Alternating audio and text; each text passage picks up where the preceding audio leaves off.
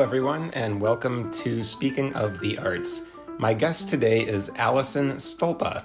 Alison is the content manager for careersinmusic.com and its sister site, careersinfilm.com. Founded back in 2010, careersinmusic.com set off on a mission to curate and deliver truly valuable music career information sourced by trusted experts. Their aim is to provide deeper insights, reveal more piercing data, and genuinely help users gain an edge on the competition through many industry insights articles, gear and software reviews, and over 100 music career profiles. Alison's day-to-day duties include managing a staff of writers, publishing content, and interviewing industry experts. She is a graduate of the University of Westminster, London's Music Business Masters program, and has worked in music retail, college radio, and entertainment PR. A Minneapolis native, she now lives in Los Angeles with her two work-from-home assistants/cats. Alison reached out to me to see if I'd be interested in talking about what booking agents do for their website. So I told her I'd be happy to, and that I also wanted to use it as an opportunity for our listeners to learn more about careersinmusic.com. We cover booking agent basics in our conversation, as well as some of the many topics that careersinmusic.com offers. Thanks for listening, everyone, and I hope you enjoy our conversation. Okay, so my name is Alison. I'm the content manager at careersinmusic.com, and we're an educational resource for like teens and young adults who want to work in music, but they maybe don't know what all is out there or don't really understand like the realities of certain careers. So today I'm going to be asking you some questions about what it's like to be a booking agent. I'm excited. Great. So I think let us start with a really basic overview of what a booking agent does. Absolutely. So in a nutshell, the booking agent is responsible for booking shows and tours. And in our case, we work with artists who also have a fair amount of educational residency work that they do with organizations. So that is something that we're also pretty involved in. And that can mean anything from a 60-minute workshop or masterclass like at a college or university, or it could even mean the artist is there for a longer residency for like a whole week or more, and that residency culminates in a public performance. So, there's kind of the single show, larger tours, and then those residencies that we're always focusing on. That's cool. I didn't realize that booking agents helped coordinate that. Yeah, I think the easiest way to think about it is basically anything live is kind of where we come in. And we can talk more about what that means because of COVID and what that has meant for the role of the booking agent with all things being virtual last year, because that introduced a whole new paradigm to everybody. Yeah. I think, it's really the easiest way to think about it is that it's the person or the people responsible for the shows and tours for the artist, the whole live aspect of the artist's career. Okay, yeah, let's discuss the COVID challenge a little bit. Yeah, well, I'm happy to. And I don't think we're quite out of the woods yet with that either, because we have artists, we primarily book our artists in North America, but we do have a few that we book in Europe as well. And so right now, you and I are having this conversation in July, and July is historically a very busy month for touring in Europe. And so we've got a couple artists who are on tour there right now. And I'm kind of going off on a tangent because you want to talk about COVID. Oh, I know what I was going to say. The feedback I've been getting from those artists in Europe has been really interesting as far as the difference between doing shows in the US right now because of COVID versus doing shows in Europe because of COVID. And some of the main differences are, unfortunately, because the vaccine isn't as prevalent or as easily accessible in Europe, it means they have very strict protocol for live shows right now in Europe. Like, for example, a big part of doing a show for an artist, obviously it's the experience for their fans, but also after the show, they have an opportunity to connect with maybe friends or family members who came to see them backstage. Things like that happen a lot. Right now, at least in Europe, are not able to happen because of COVID regulations. So it's a much more rigid, get to the site for the show and do your load in and your sound check, and there's COVID testing and there's distancing, and there's still a lot of considerations, whereas here the feedback I'm getting from our artists is it's a little bit more like it used to be. It's a little bit more relaxed. And it's funny, I was just reading an article in the New York Times talking about how different it is, even in New York City, for venues that are like half a mile from each other. Like the experience that people have at a venue versus that venue that is so close. And it's because a lot of the instruction and protocols left up to the actual proprietors. Whereas what I'm hearing in Europe, it's still very much up to the state and the government to dictate how these live events are happening. So there's some big distinctions for sure that are taking place right now, and I'm really curious to see how that plays out in the next 6 months as we get through the summer and all that. We don't know, especially with the Delta variant and everything. Yeah, that's really interesting and kind of a bummer, as I feel like people are so eager to get back to seeing live music. Right. And yeah, but Right. it's good to have whatever is available, I guess. Oh, for sure. And I mean, we are in such a better place than we were in the industry not even a year ago, like 4 months ago. Yeah. People's confidence level in general, the variance aside, is just so much higher. And at least in my humble corner of the music universe, like we're seeing more shows being booked than we are being canceled, like far more.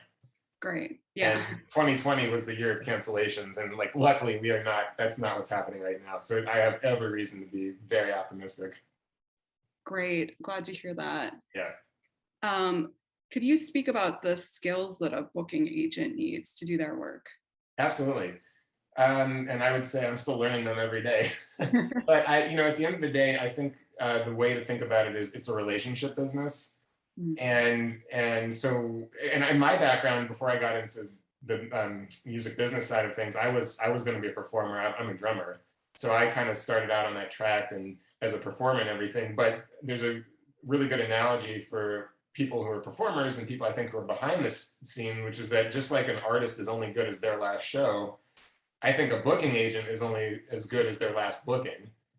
And so, as far as some of the skills, it's really not that complicated. Certainly a high level of organization, certainly a good deal of, being very personable and everything, but also just making sure you're not treating business relationships transactionally, even though it, of course, is a business, because it's a very small world. And our best chances of success for our artists are entirely dependent on the relationships we have with promoters and venues and arts organizations.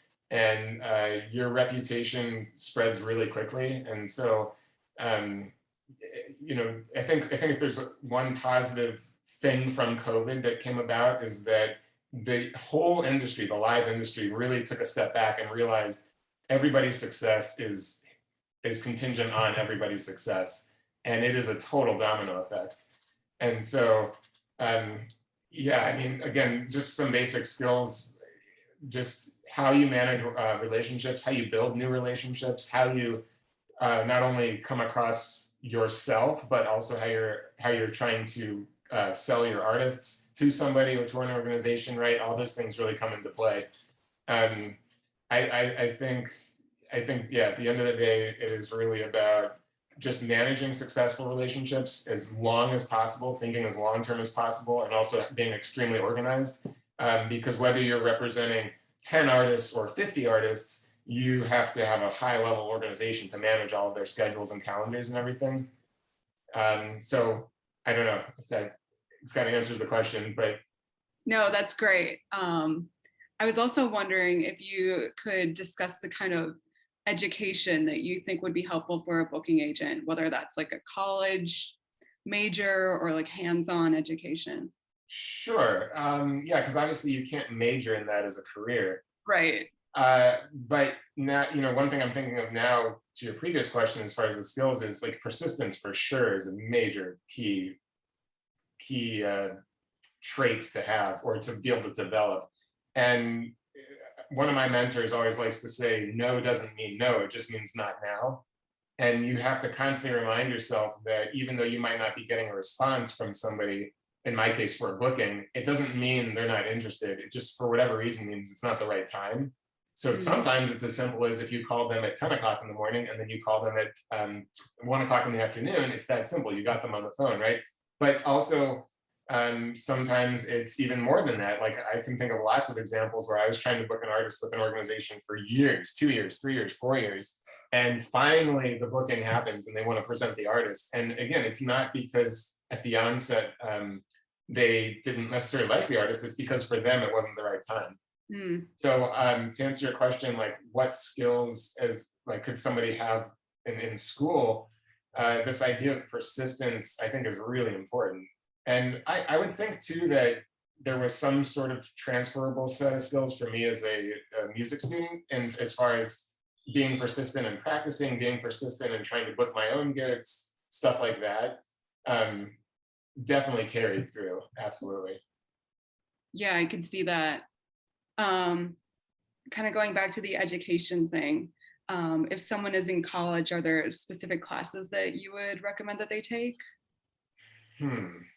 It's a good question because I know lots of booking agents that have no traditional music background, right? Like they don't Yeah. necessarily play an instrument. They were certainly passionate about music, but they weren't necessarily going to be a musician. Um, so yeah, it's a really good question. I mean, I think the key or the similar characteristic that I see across the board, whether regardless of people's backgrounds, is they're very passionate about the music or the artists that they represent. And they're and I guess the other thing too is from a business standpoint, like you definitely have to be interested in sales. Mm. But for me, I can't imagine, like I had a job in college, I was a telemarketer. And I guess I learned some skills in that, like yes, being persistent, learning how to speak clearly on the phone, all those things, they were certainly beneficial. But I can't imagine making my living trying to sell something that I didn't really care about. And I've had experiences in the past where I used to work at a larger agency where I was responsible for booking artists that I personally I wasn't that moved by, I wasn't that passionate about.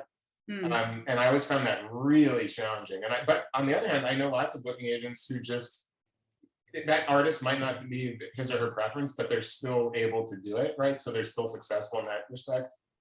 Um, but yeah, I don't know. It's really hard for me to think about like what classes would somebody take to be a successful salesperson, because even regardless of industry, I don't really know how many classes like that are offered. Like I'm trying to think of business students or anything like that. I don't know if like sales 101 is even a class. I mean, maybe it is.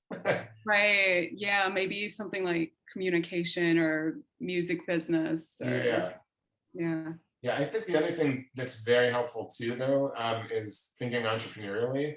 And I know more and more music education, or certainly music undergraduate degrees, are offering entrepreneurship courses in music and in music business, and that's very helpful too, because um, musicians are obviously entrepreneurs in their own right.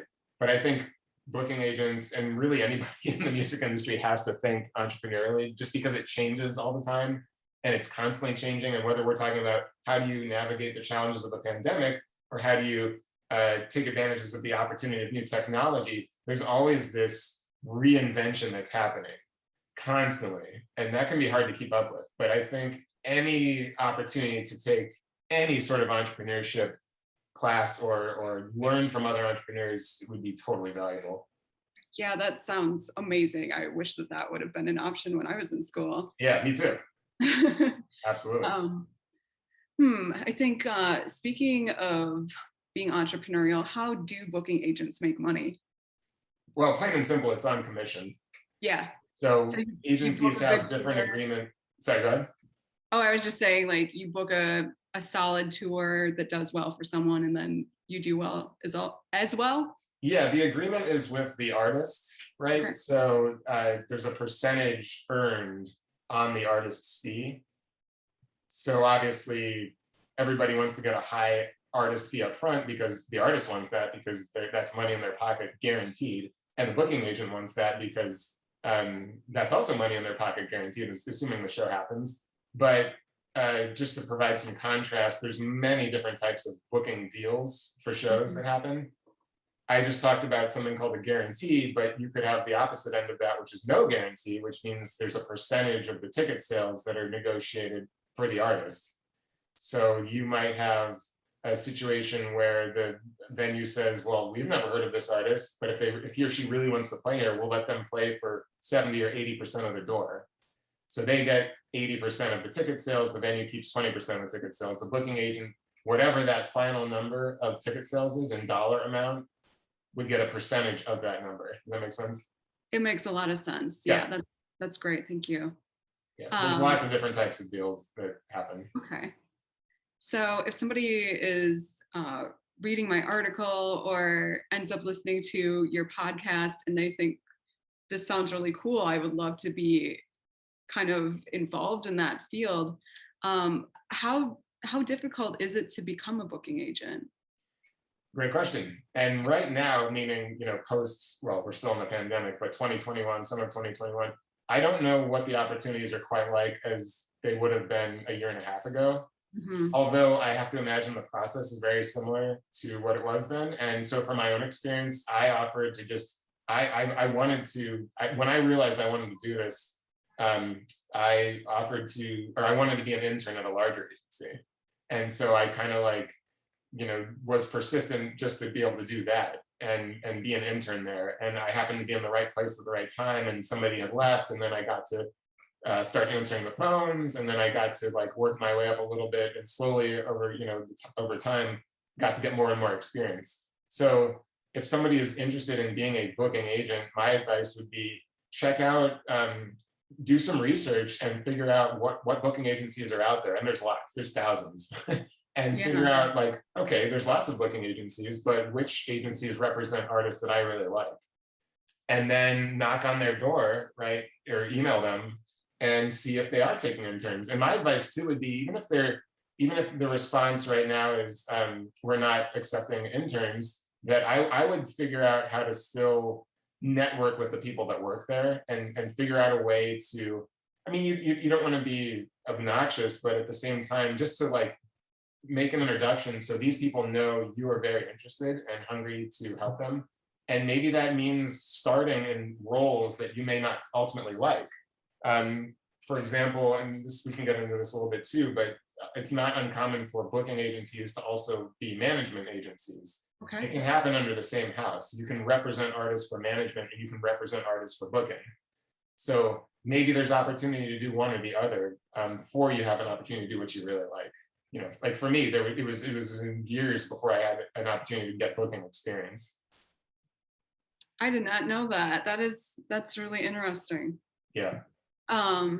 Well, that was my last question for you. So do you have anything else that you think kind of aspiring booking agents should know about? Yeah, I think it is important to make the distinction between a artist manager and a booking agent, because they are very different.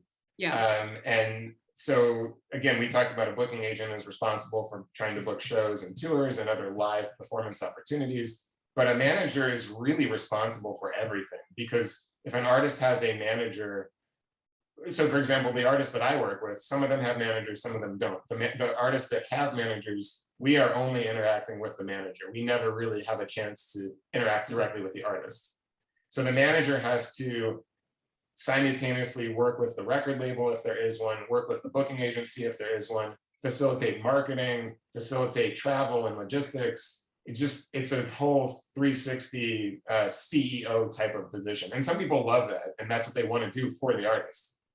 And I was lucky to have experience in artist management before I realized I was more interested in booking.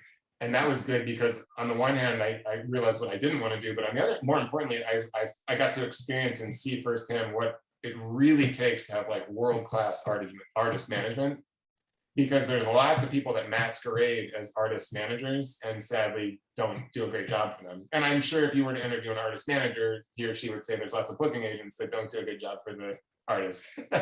So that kind of goes back to this whole thing being a relationship business, because we're not just managing relationships with promoters and venues, we're managing lots of relationships with artist managers too.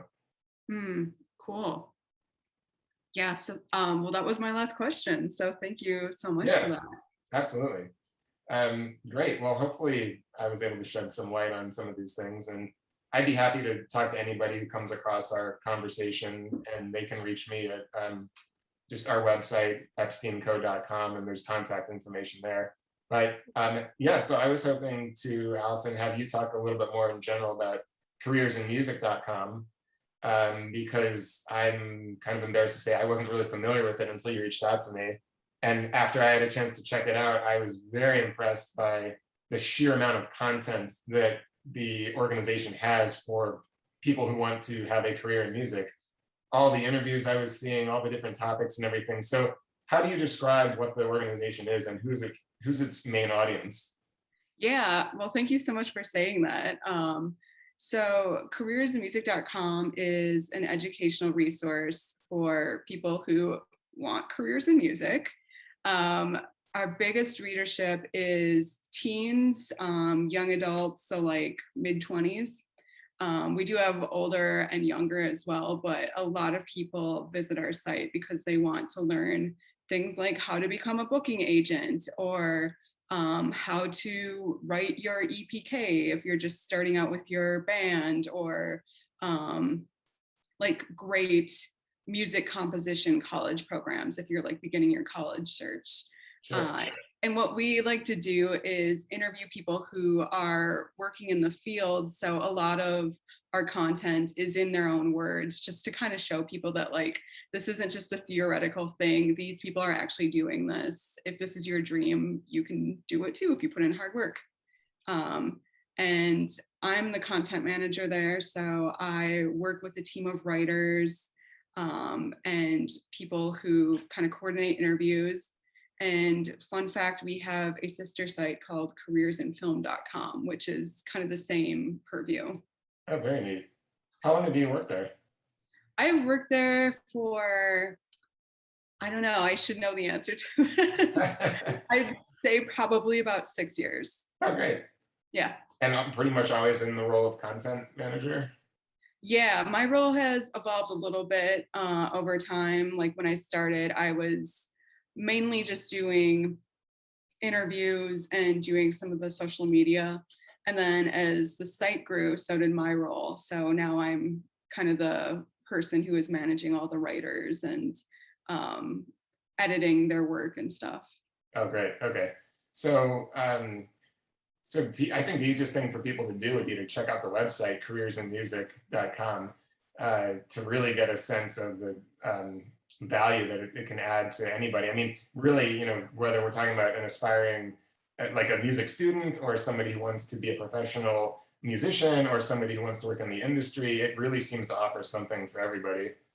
I guess I was wondering, aside from all the content that's on there, are there ever any live careers in music .com events that take place? Like, do you guys ever do anything like that to sort of generate more interest or awareness or anything like that?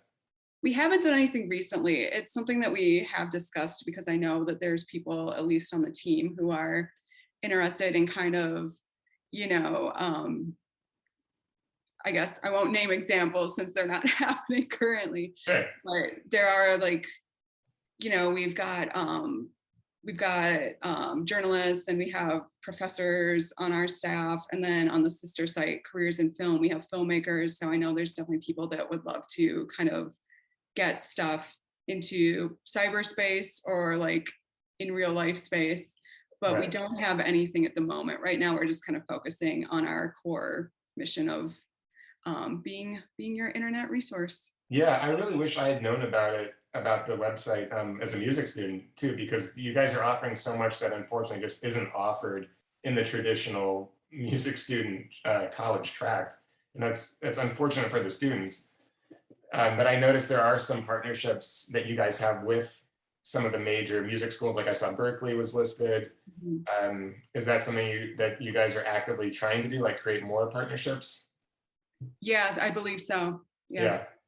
Yeah, because like I said, that would have been so beneficial if I had known about that as a student. Yeah, me too. If this had existed when I was a student, because I knew I wanted to work in music, but like I think a lot of our readers, I didn't really know what was out there. I started working at my college radio station, and it was like a year of being there, and I was like, wait, people get paid to do this? Right. And so, yeah, I kind of knew of a few different careers, and then I did a music business master's and learned more, but I feel like I would have been better set up to kind of pursue things and really know what I wanted and what the options were if there had been something like this back then. Sure, yeah. What are some of the more common questions you guys get asked from people who come to the site? We get asked a lot about kind of like people who, there's like a few main things. Like people will ask us a lot about like colleges, or like, is this a good school? And then we will get asked things about like starting a career as a performer, songwriting, like how do I get my songs to people? How do I get a record deal? Kind of a lot of kind of entry level questions, but that the answers just are not out there in a reliable format, I find. Yeah, yeah, there is a fair amount of mystery to the music industry.